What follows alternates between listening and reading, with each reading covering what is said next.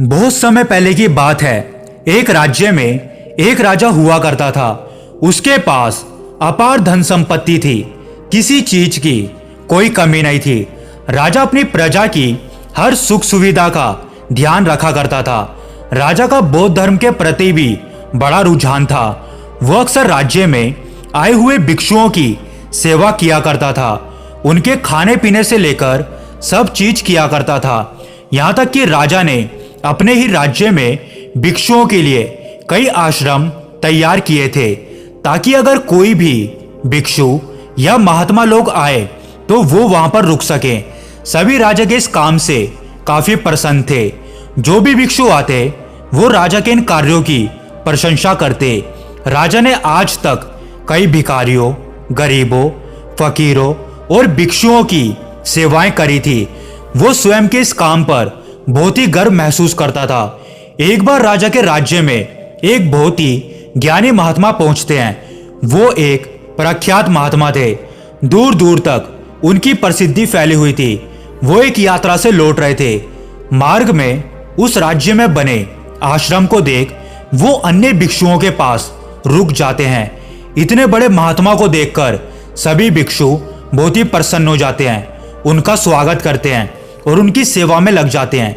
धीरे धीरे ये बात पूरे राज्य में फैल जाती है कि महात्मा उनके यहाँ आए हैं। राजा के पास जब ये सूचना पहुंचती है तो राजा स्वयं उनसे मिलने के लिए वहां पर आ जाता है। सभी नगर के लोग भी उनसे मिलने के लिए वहां पर आते हैं। राजा उन महात्मा के पास जाता है। वो महात्मा उस समय एक वृक्ष के नीचे बैठकर उन भिक्षुओं को उपदेश दे रहे थे। राजा उन महात्मा को प्रणाम करता है और उनसे कहता है कि आप मेरे इस राज्य में आए और मेरे द्वारा बनाए गए इस आश्रम में रुके, मुझे इस बात की बहुत खुशी है गुरुदेव। इसके बाद सभी लोग महात्मा के पास बैठ जाते हैं और उनके उपदेश सुनने लगते हैं। उपदेश खत्म होने के बाद राजा उन महात्मा से पूछता है कि महात्मन, आपको यह आश्रम कैसा लगा? महात्मा कहते हैं कि अच्छा है। फिर वो राजा कहता है कि महात्मन, मैंने इस राज्य में ऐसे ही बहुत से आश्रम बनवाए हैं ताकि आप जैसे महात्मा, भिक्षु और बेसहारा लोग यहाँ पर रुक सके। मैं यहाँ पर सभी भिक्षुओं को हर रोज भोजन करवाता हूँ, उनकी सेवा करता हूँ। मुझे ऐसा पुण्य का काम करके बहुत ही खुशी मिलती है। मुझे अवश्य ही इसका फल जरूर मिलेगा। मैंने सही कहा ना गुरुदेव? राजा की बात सुनकर वो महात्मा कहते हैं कि हाँ, इसमें कोई संदेह नहीं है कि तुमने ये कार्य किए हैं, लेकिन इसके बदले तुम्हें नरक जाना पड़ेगा। यह सुनकर राजा आश्चर्य में पड़ जाता है कि भला ये महात्मा क्या कह रहे हैं? भला किसी की इतनी सेवा करने पर, भलाई करने पर, पुण्य का काम करने पर कोई नरक कैसे जा सकता है? उसे उसका ये फल मिलेगा।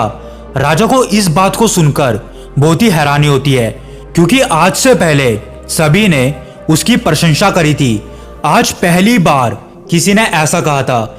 यह सब सोचकर राजा महात्मा से कहता है कि ये आप क्या कह रहे हैं? भला कोई पुण्य का काम करके, नेक काम करके फल की जगह दुष्परिणाम और नरक का हकदार कैसे हो सकता है?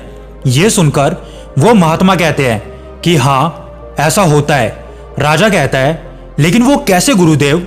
तब महात्मा कहते हैं कि बेशक तुमने पुण्य का काम किया, लेकिन ये पाप की श्रेणी में आता है। महात्मा के ये शब्द ना तो राजा को पसंद आते हैं और ना ही भिक्षुओं को, क्योंकि सभी भिक्षु राजा की दी हुई सोलियत में डूबे हुए थे। वो सब बस नाम के ही भिक्षु थे, स्वभाव से नहीं, और ना ही उन्होंने कोई भिक्षुओं वाले काम किए थे। यह सुनकर राजा महात्मा पे क्रोधित हो जाता है और उनसे कहता है कि मैं तो स्वयं यहाँ पर आपकी सेवा करने के लिए आया था, लेकिन आप तो मेरे ही राज्य में आकर मेरी ही प्रजा के सामने मुझे अपमानित कर रहे हैं। मेरे किए हुए कार्यों को सब पुण्य कहते हैं, लेकिन आपने तो उसे एक ही पल में पाप में बदल दिया। यह सुनकर महात्मा कहते हैं कि मैंने तो सत्य कहा है, लेकिन तुम ही इस बात से अनजान हो कि पुण्य भी पाप होता है। राजा कहता है कि मैं आपकी इस बात से सहमत नहीं हूं। मैंने पुण्य किया है और इसके बदले मुझे फल अवश्य मिलेगा। इतना कहकर राजा वहां से लौट जाता है और महात्मा भी अपने आश्रम में चले जाते हैं। राजा को पूरा यकीन था कि उसे जरूर कोई पुण्य मिलेगा। समय बीतता गया और राजा की उम्र भी आगे बढ़ती जा रही थी। राजा बूढ़ा होने लगा और फिर वो अपने अंतिम समय में भी पहुंच गया। जब उसका अंतिम समय निकट आया तो उसके मन में विचार आया कि उसने जीवन भर इतना पुण्य किया, लेकिन फिर भी उसे कुछ फल नहीं मिला और उसकी मृत्यु भी बाकी लोगों की तरह ही हो रही है। कुछ अलग तो उसके जीवन में हुआ ही नहीं। आखिर ऐसा क्यों हुआ? तब उसे उन प्रख्यात महात्मा की याद आती है और वो अपने सैनिकों को उन्हें बुलाने का आदेश देता है। जब राजा के सैनिक उन महात्मा के आश्रम में पहुंचते हैं तो वो उनसे कहते हैं कि उनके राजा अपने अंतिम समय में है और वो एक बार आपसे मिलना चाहते हैं। ये सुनकर वो महात्मा राजा से मिलने के लिए पहुंच जाते हैं और राजा के समक्ष जाते हैं।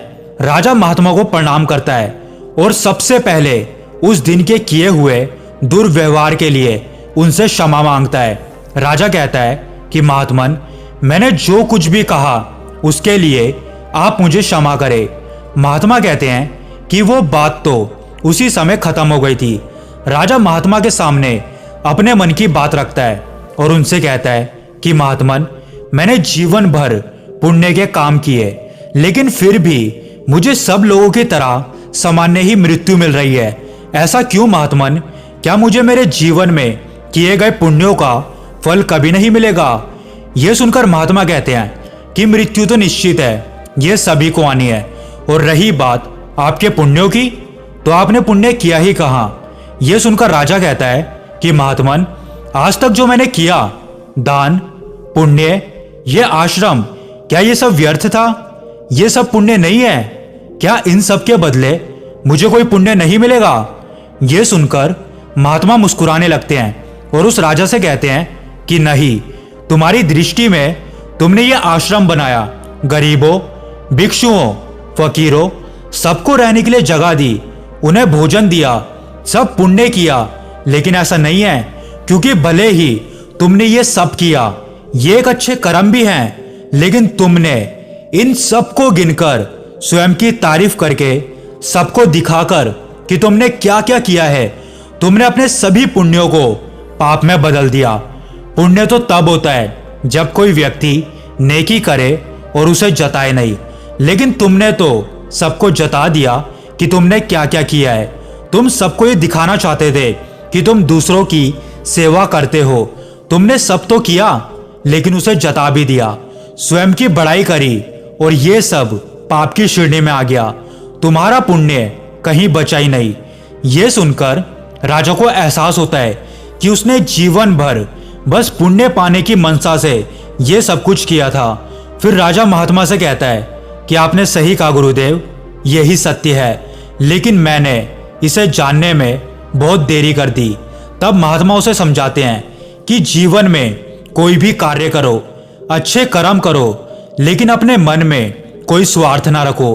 मन को साफ रखकर कोई भी नेकी करो, उसे गिनो मत, उसके बदले कोई चाह ना रखो कि आपको इसके बदले कोई पुण्य मिलेगा, क्योंकि ऐसा विचार रखना ही आपके पुण्य को खत्म कर देता है। दोस्तों, उम्मीद करता हूं कि इस कहानी का मतलब क्या है वो आप समझ गए होंगे। अगर आप आगे भी ऐसी वीडियोस देखना चाहते हैं तो इस चैनल को सब्सक्राइब करके जरूर जाएं।